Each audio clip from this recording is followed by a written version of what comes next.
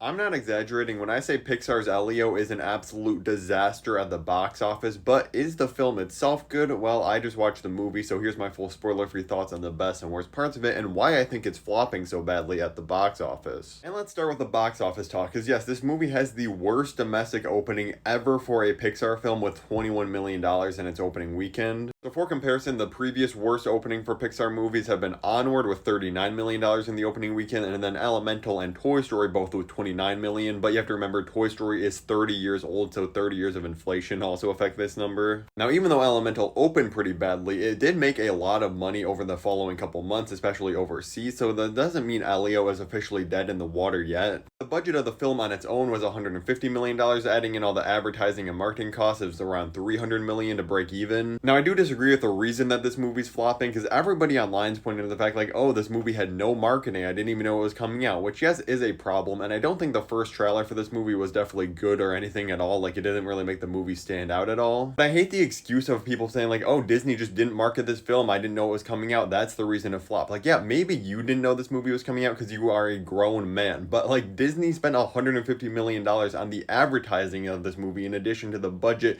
They obviously just spent it on places where kids are watching because it's a kids film, like a Disney Channel or Disney Plus kids accounts or YouTube accounts that are set to younger ages. This trailer has been in front of every single like PG or Disney movie that's been in theaters over the last 5 months. Like every single showing of Lilo and Stitch that made almost $1 billion, this trailer was in front of. People saw the trailer, they were aware of the movie, but the thing is the trailer was just kind of bland. There's no reason to go out and see this in theaters. The reality of the modern movie-going audience, and especially kids who go and watch movies in the theaters, is they need to either be connected to the character, so it has to be a sequel, as we see all their biggest openings are sequels when it comes to Pixar movies. Or like with the live-action remakes we're seeing, same thing. People know these characters, they know the stories, they know they're probably gonna like it anyways, it's safe, and they're just gonna go and see this over risking a new story and spending like $100 taking 2 kids to the theaters and buying snacks and everything. And even doing something little like changing the title from Elio to like King of the World or something goofy like that, I feel like would have got a lot more kids interested in this. And I'll use this as a way to kind of transition into my review of the movie, because I think the marketing is kind of lackluster for the film, because the movie is good, but there's no real wow factor or big highlight from this film that you can really market. It's kind of just a middle of the road good Pixar movie, but something people have already seen before, I feel like. If you don't know what the movie's about, we follow this kid Elio, obviously, and both his parents have passed away before we even start the movie, so he's living with his aunt.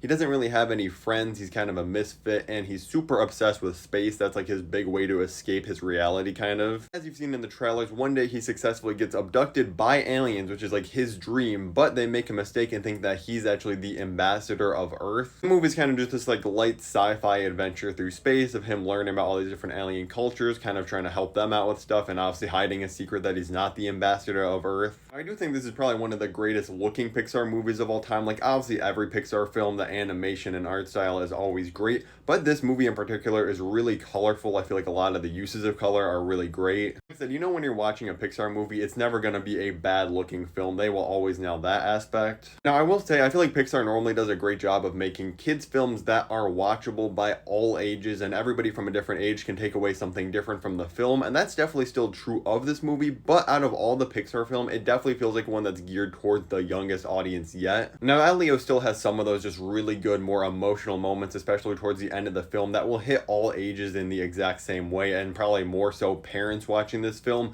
but it's definitely nowhere close to something like Soul that, yes, is a kid's movie, but honestly is probably 10 times better if you watch it when you are older. And I'm not saying this is like a negative against Elio or anything, it's just something I'm pointing out as a grown man watching this Pixar movie. It definitely felt like one that was geared towards a younger audience than some of their other films. I actually do think some of the humor is actually pretty solid in the movie, some pretty creative jokes were written into this thing, and it's undeniably just a very charming and wholesome Pixar movie that, like I said, it's kind of just in the middle of the road for a Pixar ranking. I'm gonna give the movie a solid 7 out of 10. Undeniably a good film. It kind of just depends on your personal life experiences. If you're someone that really relates to Elio's experience in the movie, you'll probably absolutely love this. So I do hope it finds its audience, whether that's in the box office or once it hits Disney Plus. Overall, a very solid entry for Pixar though. If you want to see my reviews for other new movies that just came out, like the live action How to Train Your Dragon remake 28 years later and so much more, click the playlist above my head right now. They're all in there, and thank you so much for watching.